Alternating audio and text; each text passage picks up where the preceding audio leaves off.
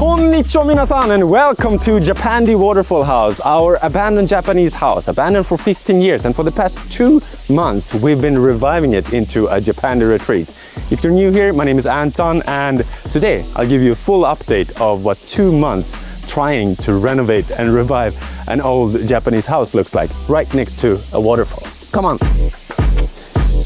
Konnichiwa and welcome to the hall in Japandi Waterfall House. If you look down, we have a floor right now, and in this video I'll give you a full recap of all the problems and all the hard work that we've accomplished in these past 2 months. By the end of the video we'll also talk a little bit about money, so let me give you a full recap. So this episode is going to be slightly different from our previous 9 episodes. This is episode 10. I'm very sorry we didn't post a video last week, but this is the beginning of phase number 2, rebuilding this old house. So in the future it's going to be more design choices and small detail work. As you see in the background, we started building a staircase that didn't really go according to plan, but we'll talk about that in about 5 minutes. And thank you so much for the 120 million views we've gotten on our short so far in just 2 months. 1 short video a day and 1 long, high quality produced video a week. It takes a lot of work to produce so much, and actually keeping a high quality in the build as well. So sorry for not producing last week. We've been busy with designing and producing an apartment in Tokyo with a 0 renovation. If you're interested in purchasing that house, please check the link in bio. So how did we get here? We purchased this house for about 4 million yen, dilapidated and empty for a very long time. So the first week we just started by cleaning out everything. If you remember the shots of like opening up the door and the stagnant air and all the mold and mildew everywhere, mixed together with the previous owner's things. And as you know, he had an incredible taste. It was like stepping into a time machine. We've saved a lot of things that we will decorate the entire finished Japandi Waterfall House with. So the house has changed a lot. We work here on a weekly basis. I'm here 2-3 days a week, and it's hard to imagine how fast things are going. Like, I sometimes read your comments and I feel like, whoa, yeah, we actually had an irori there in the middle of the room, or well, it used to not be a loft up there, and we used to have moldy walls everywhere. So there's a lot of things happening every week, and since we're pushing and we're having fun and we're building all the time, it's hard to kind of understand the speed that we're working in. We're building a community here, and I think that is the most important thing when you're renovating in Japan, when you're renovating in any kind of foreign country. I'm Swedish. 日本語もペラペラ喋れるんですけど, so I speak fluent Japanese, but still, I'm still a foreigner here, and no one really renovates and revives these 10 million abandoned homes. So we get really like well met, and we get really good energy and support from the local community. And I think that is very important. In the beginning, we usually, in order to create a community, because we come here from nowhere really. So what we did was we started staying in cool Airbnbs in the area. And that way we got to know KAZU-san, who runs a really nice guest house called Watoya. So that's how we kind of started to create a community. And then he invited some great friends here to come here. He introduced us to Miya-san. And if you come with good intentions, like this was an old dilapidated house that no one cared about. We come here with fresh new energy. We want to revive this. We want to do good. We want to be resourceful, and we want to create a nature retreat, and we want to do cool things. It's not about just buying an old house and not being able to be there. I think it's about like what you're trying to do, and people see our efforts. We're here commuting from Tokyo because it wasn't sustainable financially to stay in Airbnbs 2-3 days a week. So I bought an old car, the first car in my life, and now we're commuting from Tokyo. It's about 80 minutes. We meet up 7:45 in the parking lot where my car is parked, and then we drive out here. We carry all the things down the steep slope, and then we start building and making content and reviving this house. Something I am really excited to revive, which will be my first revival in this field, not only in Japan but in my life, is to build this gorgeous Japanese garden up again. To our help, we have Suzuki-san, a Japanese gardener that if you followed this series before, you've seen us pick out stones for the staircase to be. So before I'll show you the entire progress of everything that's happened inside, let me show you the garden that's about to be revived. So we're now on the upper piece of our land. Konnichiwa. The lower piece is, yeah, that's where the house is. But we also have an upper piece here where the previous owner used to park his car. We used the weed whacker to kind of like clear this up because we didn't really know how nice of a piece of land this was. And we're thinking about building a little Swedish lodge here. Maybe a red house with white things on the side. But in order to do that, we need to consult with Suzuki-san and make sure that we don't destroy the Japanese view of the river down here. And the, wow, leaves are falling. Summer is about to end. We've been working in this heat for 2 months now, and finally it's getting a little bit cool. And Suzuki-san, he's all about like reviving the garden. That's why we really like get along with him. And it's not about building a new garden, it's about reviving what's already there. We're finding new things all the time. For example, that little bridge there or the river. Come and have a look. So this is the staircase leading down to the house, his private one. And we realized that the entire river has a concrete base. And the concrete base is curved all the way over there where the natural spring of water just spawns from both the ground and also from up the mountain. We have a well guy coming in about 2 weeks to check the water quality and install a new well. But just see and feel the possibilities here. We also have an idea of adding like a outdoor bath here, like a natural spring. It might be a little colder, the water, but it's clean enough to drink apparently, so it must be clean enough to swim in too, right? There is going to be a man-made waterfall here, kind of connecting the river as well with the koi fish and everything around it. We also cleaned out the wells there. We're adding a third deep well as well as a pump. But what we're about to do right here is to dig out everything here with an excavator and create kind of like a natural outdoor bath, as well as a wooden deck here together with an outdoor kitchen. Outdoor kitchen, barbecue, bath, Japanese garden, and then maybe the Swedish lodge up there where you see the structure of that old houses. I know that most people watching my channel here are foreigners. We have about 30% Americans watching this, but in reality, like when Japanese media comes here, they don't care too much about the Japanese aspects. They love the Scandinavian influences. But here on the channel, people don't like the Scandinavian part so much. People love the Japanese aspects of the tatami rooms and the shoji. So there's a big gap there. And since this is a Japanese big kanko, like tourist spot, I believe that many of our guests will also be Japanese. So we got to cater to them as well. And that's what we do at Japandi Houses. We take an old abandoned Japanese house, we bring in some Swedish design. And I think up there, having a red little, kind of a cottage with white corners, I think that would be really, really cool. So we need a sauna as well, and that is on the back side.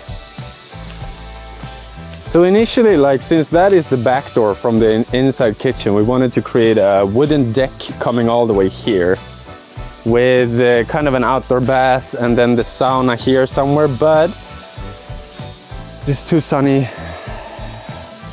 And having the outdoor kitchen connected to the indoor kitchen somehow, I think it will make more sense. But maybe we can connect it here with a little kind of engawa in Gambatsu of the recycled wood. I got about 250 square meters of it from my friend Christian. We've used it for a Nakano house in Tokyo, a Sangenjaya villa, Wakabayashi Park house for several parts. So we've recycled a lot of wood, but we're not going to use it here. The plan right now is to put a sauna in this part right here. So we put a sauna, like a kind of a cute one. I'm not a big fan of the barrel ones. Ideally, we would like to build one, but the kits that you make is going to be so much easier. Like the kits that you buy, like ready-made, and we can assemble it in maybe a week. So right now there's a lot of vines growing there, so we can't really see the river, but the river is going straight that way with the waterfall right there. So if we cut down the vines right now or in fall, like you will be able to have a river view from the sauna. And right here, the problem we're facing right now is the septic tank. But let me talk a little bit about the interior before we go to plumbing and money and finances. Let's start from the backside, where the indoor kitchen will be. So let's start with our most Western bedroom. The bedroom to the left when you enter the house from that door. And we're calling this guy Stockholm. So Stockholm used to be a very traditional Japanese room, 9 tatami mat size, which is about 13 square meters. And it used to be a karaoke machine there in the corner, an old TV, a big gorgeous sugi cedar table right here. Yeah, basically things everywhere. And when all of these things were cleaned out, we had to redo the entire floor. We took away the tatami mat, 6 centimeters thick. We took away the floorboards, and the entire joists were eaten by carpenter ants. So we had to redo the framing. Luckily, we have a really good crawl space under the house. So we stood there, we redid the entire framing, plywood on top, insulation under that, and then oak flooring. And that's kind of where we are right now. And while the inspiration for this house is a more Western feel, it is a Japanese house. So we're still going to have the beams at about 180. We're keeping the shoji doors, we're keeping the shoji windows. So it's a Western feel, but it's still somewhere in between. And that is the beauty of Japandi, I feel. If you remember previously, the ceiling was also, it was at about 220 centimeters, 220, 240. But if you look up right now, come on, let me show you. So after removing the ceiling, we realized that we have about 5.5 meters ceiling height, very similar to the hall right behind you right now. And we also realized that we have these gorgeous natural beams in the ceiling. And what do? We want to expose them. We want to show them off because it's a beautiful piece of art. Even the original shokunin, the original carpenter who built it, his chalk lines are still on that beam. We've been sanding it a lot, but you can still see the chalk lines. So we're keeping them exposed while building a loft up there. So it will fit a queen size bed. We put new insulation in the ceiling, and we are going to build a ladder here. So the ceiling here and the ceiling height here together with the loft is the biggest difference from the other main bedroom, which we're keeping as traditional and as Japanese as possible. Let me show you that one as well. So Stockholm behind me, this is the hall, the main space. Eventually we'll have a dining table, and right here, this is Tokyo, the super traditional room that I'll show you right now. So a very similar process to the Stockholm room. This room is smaller in a way since we have the storage units as well. So 6 tatami mats here, about 9 or 10 square meters in size. So we ripped them out, ripped out the old floorboards, and found carpenter ants, more and more carpenter ants. So that meant that we had to redo the structure here as well. If you look out the window here, you'll see something really cool. So right where you're standing now, it's going to be brand new tatami mats. What do you think of the colors? I'm thinking red, because I think red is the theme for this house when the momijis, the fall leaves, are happening. So from where you're standing right now, there are stones leading out to the Japanese garden and the waterfall, the man-made waterfall that you see behind right there. So Suzuki-san, he's thinking about all of these things from the bedrooms, from where you're sitting, where is the most visual place. So I'm really excited to not only finish this room that we're calling Tokyo, but also to revive and make the garden beautiful, because I've never renovated a Japanese garden before, and I'm very excited about it. Right where you're standing right now, in about 3 months, we'll have a gorgeous view of this place right here. So, 楽しみにしてください. Let's check out the hall, the kitchen, the bathroom, and then let's talk about money. So this huge piece of cedar is going to be the slab for our kitchen to be right there. But it's going to come right here. So that big piece of cedar slab is gonna come right here with a white barn sink right here. We haven't decided on the tiles around it. If you have any good suggestions, but we're thinking about some red tiles around here. That gorgeous piece of cedar, a white barn sink, dishwasher, not super common in Japan. And because we're using a kind of like outside the box slab for the kitchen, we weren't able to source a normal cooker right here. Japanese cookers, they usually come with a grill on front. And since that slab is a lot thicker than a usual Japanese countertop, we weren't able to source any kind of cooker. So I was lucky enough to find one used from a showroom, again, on Yahoo Auctions. So that was about $700. The slab alone was about $600 in total. And we can also use the rest of it for the sink right here. So the kitchen right here, and we also did something completely opposite to what we did in the Stockholm room. We added a ceiling. So to me, it was kind of, it felt a little bit weird that it was a left side part of like unutilized space. I don't know, like it just felt like unfinished somehow. So we redid and built flooring over there as well. And the idea here is to, first of all, have a loft. I think kids would love this area. Like it's a nice play area and there's a window out there that you can look down on. Maybe you can even spot monkeys, maybe deer. It's right next to our like kuri trees and the yuzu, the lime trees. So we rebuilt the frame there and we're thinking about building a tiny little tatami space, a tatami room, or maybe 2, 3, 4 tatami rooms right there with natural oak flooring around potentially. And we're also building a staircase, but this is a little problem we have right now and I would like your ideas for how to solve it, because let me show you. What is your honest opinion? I love the idea of this staircase, of a rounded staircase, but the angle is not enough.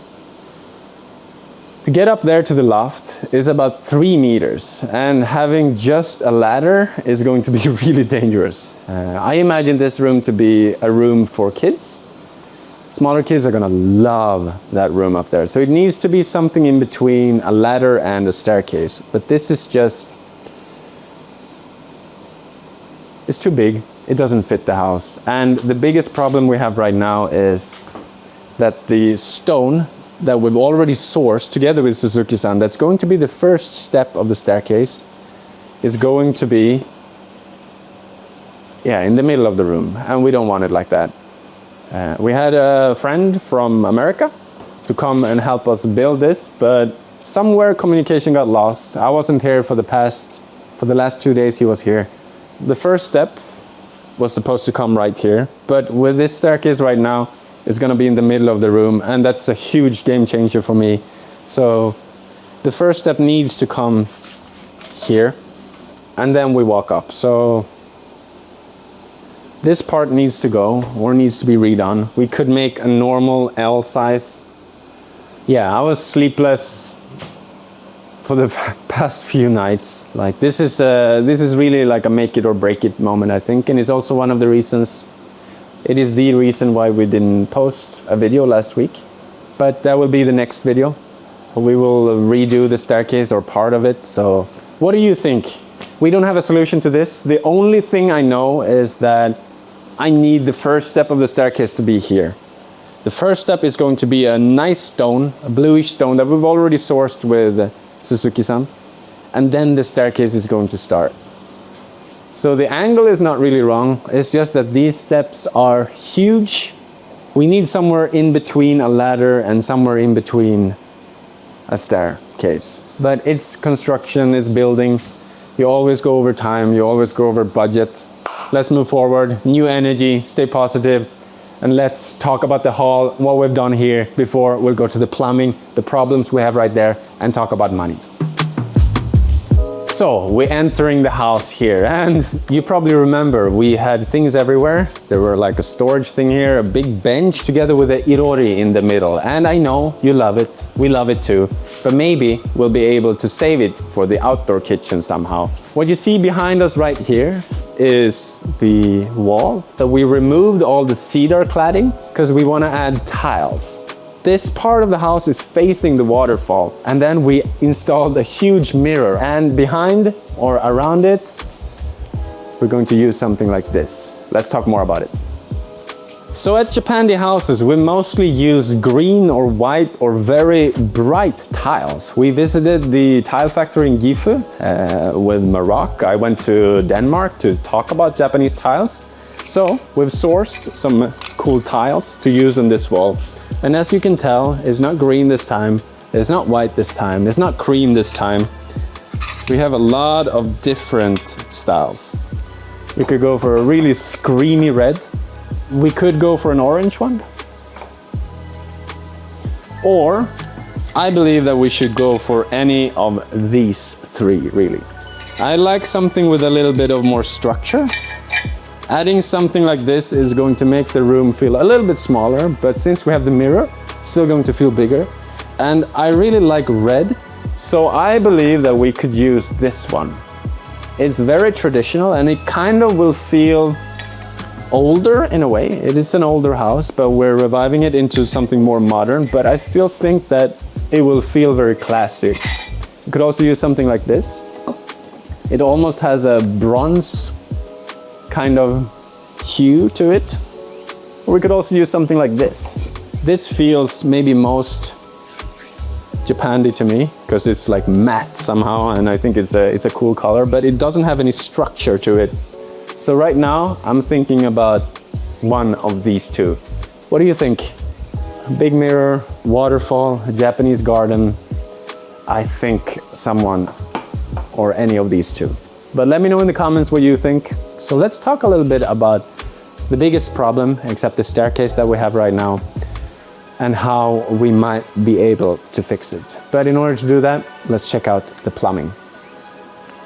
I think that one, that's the one. So this is our bathtub, and I think it's great. It's dirty, we haven't touched this room at all. The big problem we have right now is that there is a septic tank right there. We don't really know what's happening with the water from the kitchen. It might go right into the river as of now. But we're going to install, it's called a jokaso. And it's a Japanese treatment tank. It's a 3-chamber tank that cleans the water, especially the dirty water, the poo-poo and pee-pee and stuff, in order for the water not to reach the river. In this house, it's in kind of a flood zone. It hasn't really been flooded, but I know. And it's also landlocked. It's not connected to the sewer. It has a well. So there's many kind of problems to it. But we haven't been talking too much about the waterfall. So why don't we go and have a look at the waterfall and answer some of the most frequently asked questions. So let's walk down the stairs to the waterfall and let's get cozy together.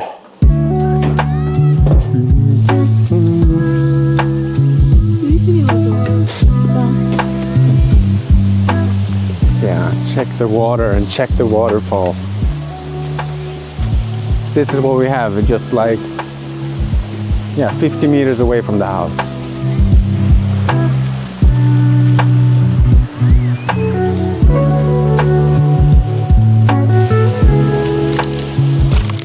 So, that was part 1 and the first 10 episodes of reviving Japandi Waterfall House.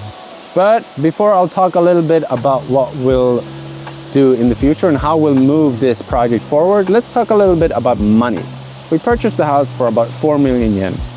And while there are millions of vacant homes in Japan, actually buying one isn't the hard part, reviving one is. And especially if you don't know any people in the community. Up until now, most of our fees have gone to, like, I bought a car. We stayed in the beginning in Airbnbs. And most of it has actually been just buying wood, buying appliances, buying things just to be able to pull this off. trash disposal costs here in the countryside aren't astronomical, but all in all, up until now, we've spent about 3 million yen, which is almost the amount of the entire house, including the land. So the kitchen, all the wood, all the floorboards, all the appliances, all the tools. I'm paying Mose to work together. Like it's many things that just adds up when you renovate. Many things. We fail every day. We fail better every day, but we're moving towards somewhere. I think we're almost halfway there. So, all in all, without our hard work counted for, I think including purchase costs, it will cost about 12 million yen for the entire house. So a full renovation of this house will be about 8 million yen. And that includes a new septic tank, new electricity, new flooring, new wall materials, new appliances, furniture, everything, including a brand new garden. Since we've gotten a ton of good traction in Japanese as well as foreign media about reviving and renovating these old houses, and our projects reach a lot of people, it inspires a lot of people. We have the community, we have the book, Free Houses in Japan, and a lot of people, not only foreigners, also Japanese, many Japanese people are jumping on the trend. We're happy to be a part of this revitalization movement, and in the next few videos we will also include a few sponsors that share the same values as we do. They're lending us machinery, they're letting us use their products, and we're very happy to be able to work with people that we share the same value with. And a lot of people also ask me how I'm able to afford all of this. And the truth is, it is hard. It's always more expensive to build and revitalize a house like this. Who has 8 million yen just laying in their account? I don't, at least. And my real job is actually this. I came to Japan as a model in 2018. I learned Japanese, and as a hobby, I started buying old Japanese houses. Like, I started off with a small unit in Tokyo, and then because I like to create cool spaces, I started renovating older freestanding houses, and we turned them into Japandi Houses, and then we run them as short-term rentals in Tokyo. Thank you to all our fantastic guests who stayed so far, and who's supporting us, who likes to stay in our houses. We have fantastic reviews on all short-term rental sites, and that enables us to do this. I am super excited to get into episode 11 up until about 20, together with you, together with our sponsors, together with our team, in order to revive Japandi Waterfall House. As you can see, we have every opportunity in the world to do so. The waterfall right behind us, just 80 minutes from Tokyo, the gorgeous garden to be, and then the interior that will be finished in about 2 months. Knock on wood. Thank you so much for watching. I'm Anton in Japan, and we are about halfway done renovating Japandi Waterfall House. 本当にありがとうございます。